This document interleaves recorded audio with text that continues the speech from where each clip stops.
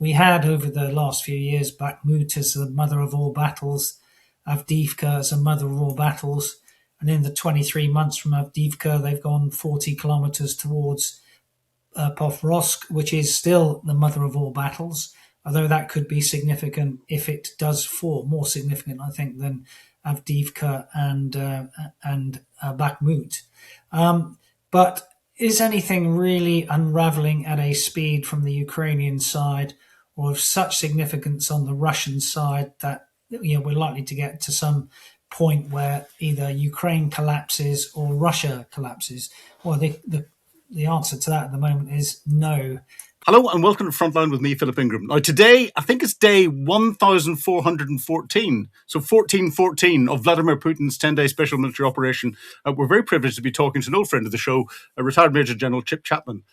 Chip Chapman, former British Army commander, author of Notes from a Small Military, and a regular commentator on defence and security matters around the world, and on various cruise ships as well, I understand. But fantastic to have you back on Frontline, and a Happy New Year to you. And the same to you. Nice to see you. Now, there's lots going on around Ukraine, and it seems to have been lost with everything that's going on elsewhere in the world with Venezuela and political machinations between the EU and Trump and Greenland and everything else. But if we look at what's happened from a tactical perspective, what's your take on what's going on the ground, given that Kupiansk has come back into Ukrainian control and Pokrovsk hasn't fallen? Well, let's summarise where we were really or are at the end of 2025. So Ukraine lost 1% more of its territory during the year, something like 5,600 square kilometres. That is obviously down from what Russia owned in March 2022. So they're still losing territory, but they're losing territory slowly. And in human and material terms, the cost for that for Russia was pretty extreme. And so really, if you go back to what we always talk about of that sequencing of tactical battles for operational objectives to support strategic objectives, we had over the last few years Bakhmut as the mother of all battles, Avdiivka as a mother of all battles, and in the 23 months from Avdiivka, they've gone 40 kilometers towards Pokrovsk, which is still the mother of all battles, although that could be significant if it does fall, more significant, I think, than Avdiivka and Bakhmut. But is anything really unravelling at a speed from the Ukrainian side or of such significance on the Russian side that we're likely to get to some point where either Ukraine collapses or Russia collapses? Well, the answer to that at the moment is no. Putin still believes that he is operating at pace. That was the phrase he used in terms of his advances in his sort of Christmas message. And I think the Christmas message itself was also very significant in terms of using that sort of language and feeding into his notion that any withdrawal from occupied territories is a virtual non-existent starter from his perspective. That was reinforced, of course, again from his perspective, when there was this pretty successful meeting at Mar-a-Lago between Christmas and the New Year, which led to that, whatever you want to call it, false flag operation, blatant lie from Putin about the large drone attack at Valdai on his own residence, which is now, I think, being disproved. Why do you think he did that? Do you think that's an indication of Putin either believing the lies that are being fed to him or trying to put that out there to manipulate Trump because he's actually really worried? Well, I think it was disinformation to manipulate Trump. It was done on the hoof. It wasn't stood up in a well-planned way and pretty badly executed in terms of pretty third-grade graphics from the Russians coming out and one sort of pretty grainy video, all of which could be easily disposed by Mazint, as I think we've discussed before, with how the Americans would be able to see where drones were or weren't launched for and when they were going. So what that should, of course, have led to is Trump saying, come on, you've had your last chance. That's, we need to get serious about you and go towards some sort of sledgehammer sanctions because, of course, hanging over Putin, but never executed again in 2025, was this notion of the Sanctioning Russia Act 2025, put on the table by Lindsey Graham and Blumenthal, always waiting for Trump to give them the go. It never happened. And again, really with the events of the last few days in Venezuela, we've seen the sort of power of the president over the power of the executive. Whether that will change if things get bogged down in Venezuela, we'll see. But none of this has, of course, been decisive in any shape or form. And although none of the stuff has been decisive tactically, neither has it been in terms of breaking the will of the enemy. If we go to the other side, I remember I think 2020, General Nicholson in Afghanistan at the time talking about the Afghan army there providing the power, the Afghan people providing the will, and NATO providing the training and support. Now that unraveled quite quickly. And these things don't necessarily operate in a linear fashion. I don't think we'll see Russia, though, capturing huge operational movements towards major Ukrainian cities. And if you take a linear progression, we're still in that. There's a Forbes from May 25 sort of talking about on current predictions it would take until 2256 and to capture Ukraine with 101 million casualties. Now, of course, that won't happen, and something will occur either in a negotiation stance or at some stage there is a collapse, but it's not going to be a collapse in 2026. And from the Ukrainian side, the loan of 90 million euros that they got at the end of the year, not taking the seized Russian assets, will keep them in the fight for 2026 and 2027, where their indigenous drone production are still ramped up. So, things are looking still sort of pretty glacial from a advancing perspective and pretty solid from a defensive perspective mostly. Of course, there are things where these things can go wrong. And I think we can see what the objectives for Russia are in 2026 in a military sense. Of course, the first one there is to fully capture Donetsk. Again, the timelines for that vary in terms of intelligence. The Americans have given projections of between 8 months and 20 months. Again, the Economist said it would take until 2028, in the mid 2025. The second thing is that they'll probably expand their limited attacks in Sumy and Kherson, and they will try and capture more elements of Zaporizhia and extend their buffer zones along the border. But that's pretty minimal stuff still. If they could do all that, and I don't think they can, then you could argue that they would set the conditions for having achieved their interim objectives. I still think they have maximalist objectives of destroying the sovereignty and independence of Ukraine, but you can wait another decade before you do that if there was some sort of negotiation. And I think that's also interesting when you do look at that second bit I said about Afghanistan with the people providing the will. The numbers of people who will continue to fight as long as necessary is still high, 63%. Those who want negotiations but won't give in if they are a surrender peace is still high, over 70%. So I still think the fighting prowess of the Ukrainians and the will to resist, because it is existential for them, is still there. There's an awful lot in what you've just said there. Sticking with the tactical bit at the minute before I then lift it up, the Australians just provided 49 M1 Abrams, and from the Abrams being delivered to videos of the first ones being used in the front line in small, very small formations, but in a sniper type raid capability around the north of Pokrovsk, seem to be very quick indeed.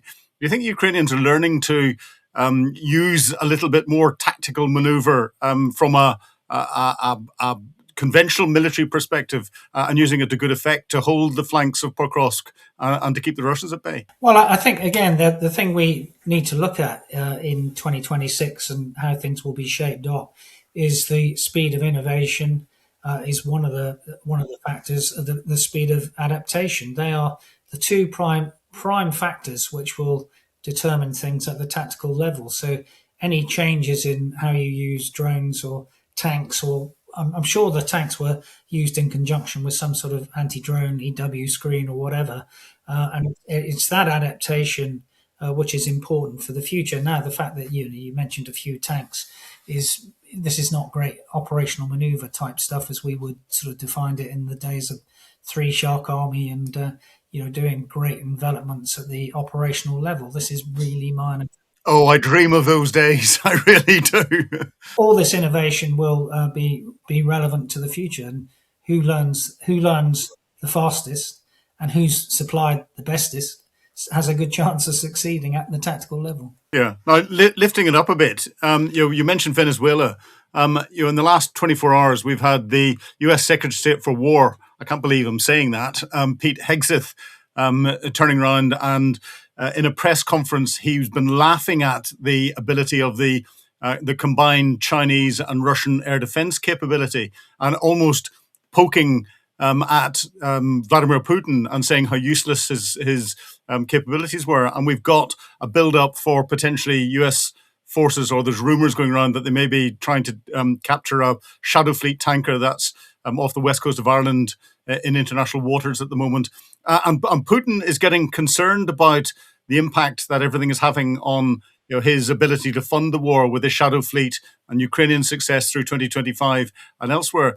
Do you think we're seeing the sort of green shoots of a political sea change with what Hegseth has said, potentially saying to Putin, back in your box, you're just not complying with us, and tie that in with Trump's comments after he had criticized the Ukrainians for attacking Trump's residence, and then was had to come out and try and suggest he had been misled. I don't think he's done it in a strong enough sense. Now, actually, the failure of the Russian air defense, and of course it's wider than that in Venezuela, is not the first occasion. So, for example, the Israeli F-35s were able to penetrate Syrian airspace with impunity, where there were Russian S-300s, S-400s from 2015.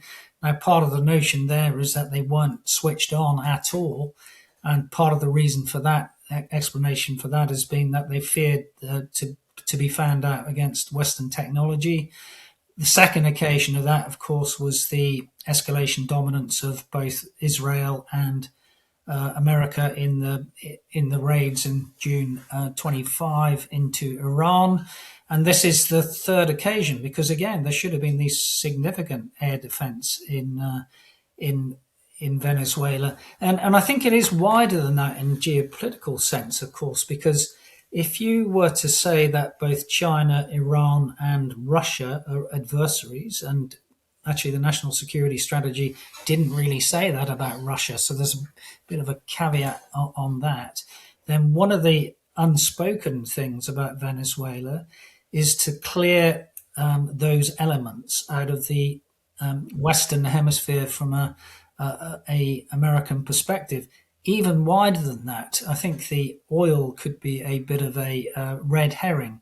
So, for example, I have a very senior friend in the oil industry who was brought in Trump's first administration to look at rescoping the infrastructure in 2019 when Guaido was the opposition leader who the Americans thought was going to be in power.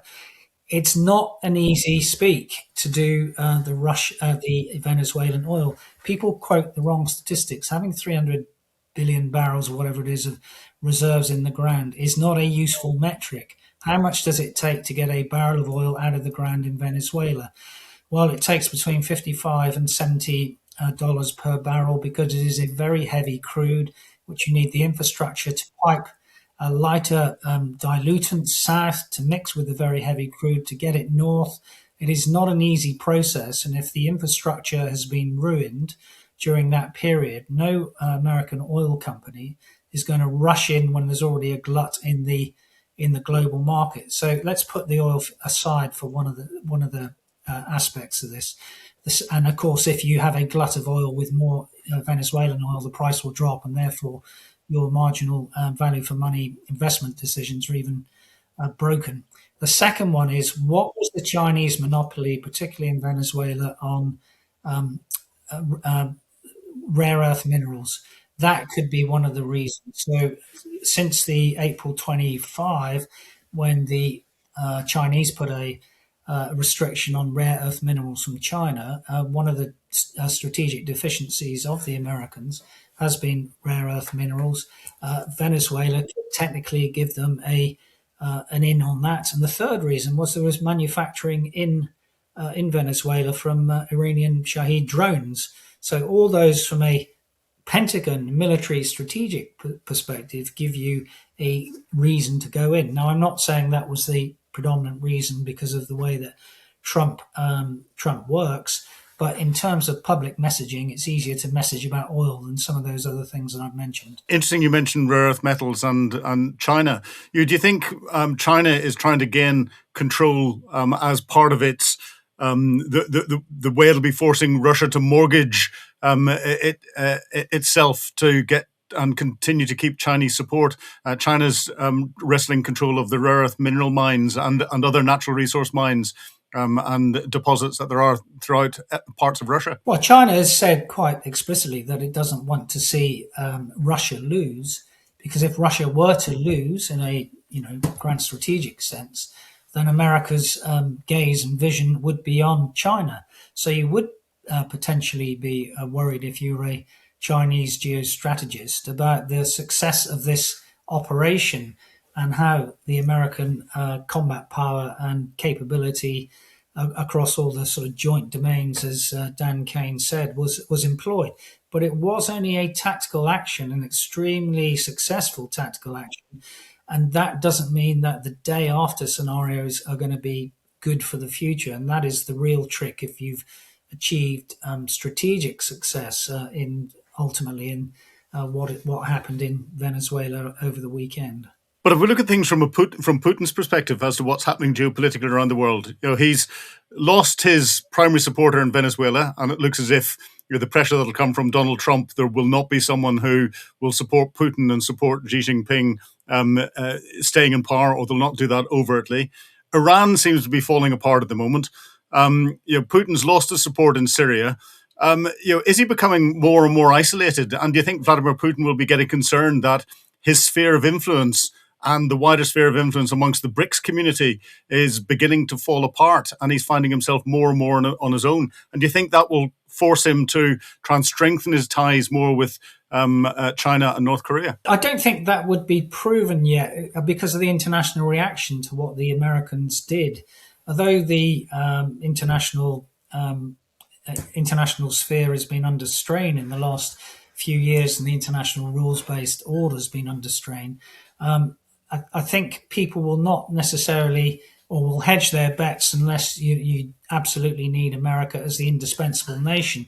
Now, of course, the indispensable nation is a phrase first used by Madeleine Albright in, I think, 1998, but was actually used again by Bob Gates around the time of the WikiLeaks, because, of course, what that showed, for example, was that America was sort of spying on the German president, for example, so Angela Merkel. But the point he made is people deal with America not because they like them or they trust them, but because they need them.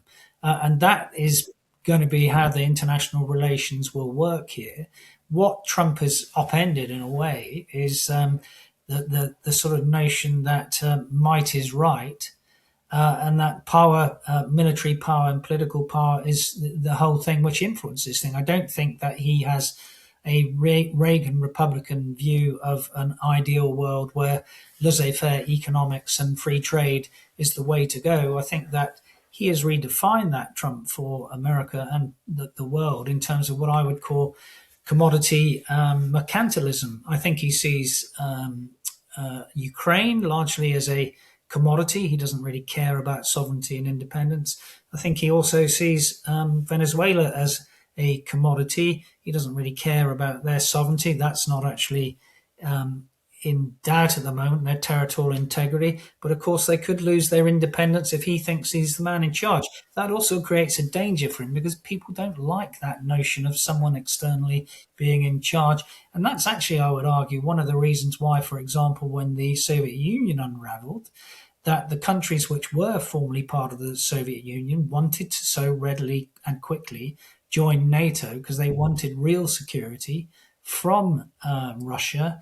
They weren't coerced into joining NATO. Well, yes, and Trump does not, or the United States does not have a good history in follow-up operations after a degree of tactical success and dealing with things in the long term. But what do you think this means for what's going to happen throughout 2026 in Ukraine, and the pressures that there are on Russia, especially economic pressures, and the war is coming home to the Russians. There are regular attacks against Russian airfields. The last 3 or 4 days over the New Year period, there have been no flights in and out of many of Moscow's airports because of Ukrainian drone attacks. How do you think things are going to play out, certainly in the first half of this year? Well, I don't see. Let's look at this again in terms of a triangle. So the three sides of a triangle from both sides are pressure, reward, and concessions. I just don't see any evidence of Putin making any concessions whatsoever. He is stuck to his hard line that it's all NATO's fault, it's all Ukraine's fault. Unless we give in to his demands, then either the war will continue. So there are no concessions from the Russian side. Now, Ukraine, I think, has been very pragmatic and adopting a sort of realist policy in the last couple of months in the negotiations, particularly in two areas.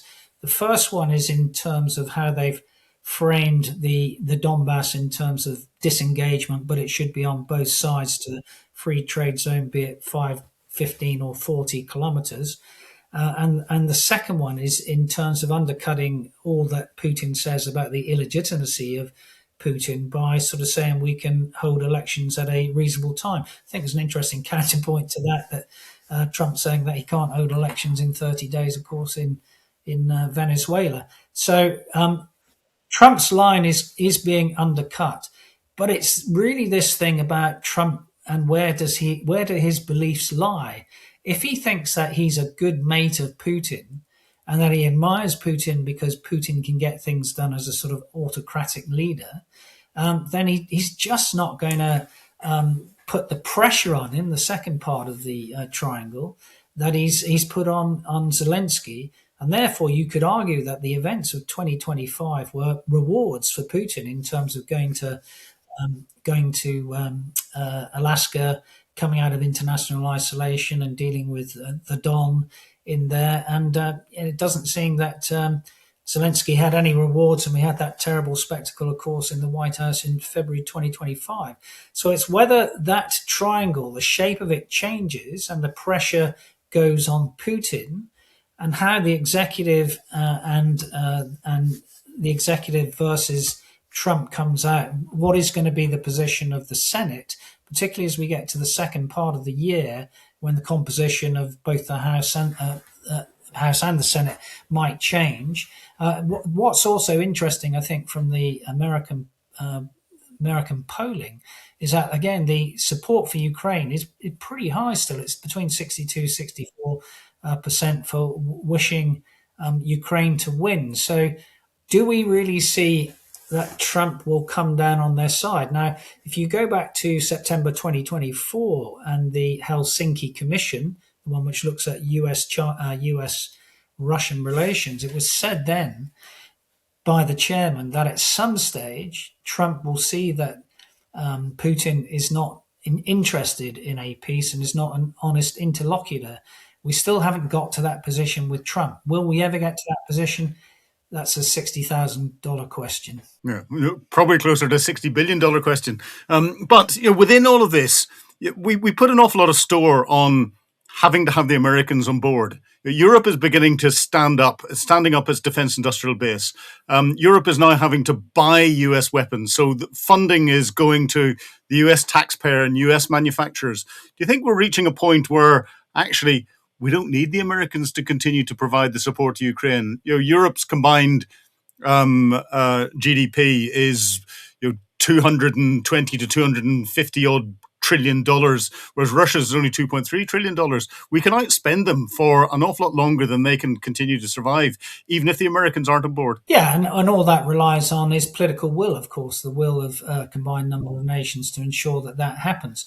Now, it's not, of course, true to say that America has pulled the pin on on Ukraine in funding from two aspects. One is from the prioritized Ukraine requirements list, the Pearl, where, of course, NATO can use their own monies to buy American weapons to donate to Ukraine. And secondly, the appropriations within the American defense budget gave Ukraine for the next 2 years 400 million, I think it was, dollars for each of the next 2 years. Interestingly, it also said from a NATO perspective that American forces were not allowed to go below 75,000 in Europe, and that SACEUR should be maintained as a US general for that period of time. Now, that, of course, might be then post the midterms 2026, when Trump may be a lame duck president, and we might be looking at a landscape different for the future. European NATO can stand up. I think the real lesson of this might all be for us and Venezuela and everything else is that, you do probably need, as a continent, I'm talking about Europe here, strategic autonomy from when the nation that you thought was the leader of the free world becomes an incumbent on the free world. That may be the strategic lesson that we need to learn from this. But as I said, I still believe that we need friendly relations with America as far as we can, because it is the indispensable nation.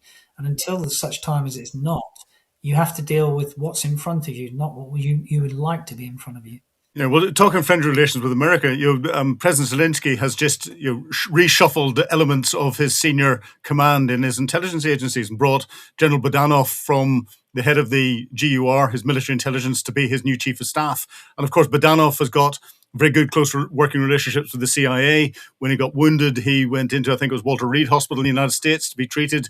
He's got that good relationship in with America at that higher working level. And then we've got the exit of Malyuk from the SBU, was sort of forced to resign as the head of it, but is now setting up a new unit or capability within it to focus on the grey zone activity that he's been very successful at with the likes of Operation Spider's Web and a lot of the other sabotage operations and everything else that's going on. What do you think is going on in Ukraine? Is this good or is this bad? What's your immediate reading? Well, I think it's good, but why did it occur? I think is the first question. And of course, that was because of some corruption scandals in Ukraine. Now, those, of course, we often have a problem in the West that those who criticize interventions are from both the sort of extreme left of the spectrum and the extreme right of the spectrum. And those from the extreme right would always say, why should we support Ukraine because it's corrupt? Now, I always look at the Transparency International metrics on this. Is Ukraine corrupt? Yes, of course it is. That's why Zelensky was elected to try and deal with that. If he'd not had a war, he would have dealt with it even more successfully than he has. If you look at the year-on-year statistics, Ukraine has got less corrupt, and actually, who is more corrupt than Ukraine? Russia, and that's in the Transparency International statistics. So it was out of a corruption scandal that the change happened there. But I think what the changes do is it gives a sharper focus to the strategy bridge between politics and military operations for 2026, and between security, defense, and diplomacy. And I think that's where things need to lie in 2026, particularly in how you do both deep battle operations and in the hybrid operations that you've mentioned. But I put two caveats on that, though, because I'm going back to, when I knew Mark Milley, one of the former chairmen of the Joint Chiefs of Staff. Two of his 5 myths that we need to let go about war are, firstly, SF can do it all. They can't. And the second one, you can win wars from afar just by dropping ordnance. You can't. So none of those by themselves are, again, likely to be decisive. Well, America didn't win wars by dropping bombs from afar in Vietnam and even fighting the close battle in Vietnam. It was won by people who had much less weapon capability and fighting capability. Oh, and the same thing happened in Afghanistan with the Taliban, because arguably on paper they've won because we've withdrawn from there. But that gives us lots more to talk about. General Chip Chapman, thank you very much indeed for talking to me once again on Times Radio Frontline. Thank you, Philip. You've been watching Frontline with me, Philip Ingram. If you'd like access to exclusive content, please subscribe to Times Radio membership and watch us on YouTube. But you can now get us as a podcast wherever you get your podcasts from. And don't forget, you can also listen to Times Radio for the latest updates on global affairs and read about them at thetimes.com. Thank you.